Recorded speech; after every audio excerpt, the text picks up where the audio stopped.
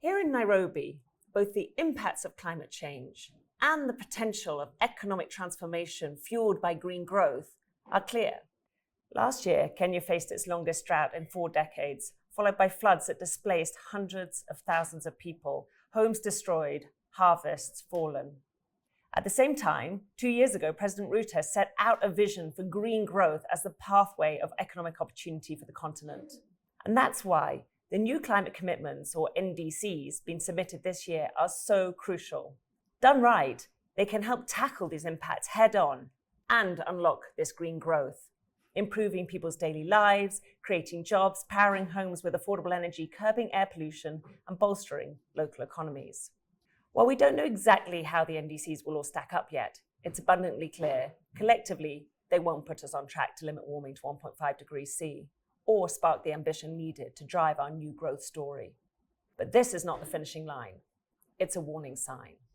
It's a call to take bolder action than ever before, because every fraction of a degree matters, and every action can deliver new jobs, cleaner air, cheaper energy, and stronger, healthier communities. And that's why these climate commitments and what we do next are one of WRI's stories to watch for 2025. So how should the world respond if national climate plans are insufficient? We don't hesitate, we act. And here are 3 ways. First, we need to recognize that the Paris Agreement signed in 2015 was not only a climate deal. Actually, it was an agreement that means we have to make fundamental changes to the global economy, shifting it onto a sustainable, low-carbon growth pathway. That's ambitious work, and it requires strong political processes to make it happen. A big story to watch at COP30 will be country platforms. These have the potential to support countries to put climate, nature, and people goals at the heart of their economic vision and align policy, pipelines, and investment from domestic to international, public to private behind this economic vision. Second, we should focus.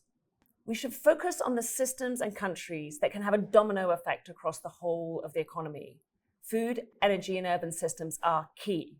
The big question is whether countries come forward with NDCs that include time-bound targets for these key systems and then integrate these within their economic visions. For example, which nations will commit to scale up renewable energy to replace coal, oil, and gas? Who plans to invest in electrifying transport and building power grids to bring affordable, clean energy to everyone? Finally, we need to recognize that bolstering resilience is not a choice, but a vital priority. However ambitious the NDCs, it's clear that preparing for climate impacts is absolutely essential.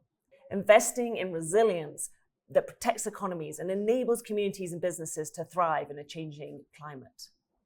WRI research shows that every dollar invested in adaptation can return $10 in benefit.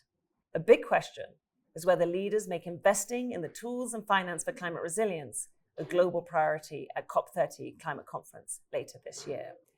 With political processes driving economic transformation, a focus on the most catalytic systems and country transitions, and a commitment to invest in resilience for growth, we can and must build a future which is good for people and planet.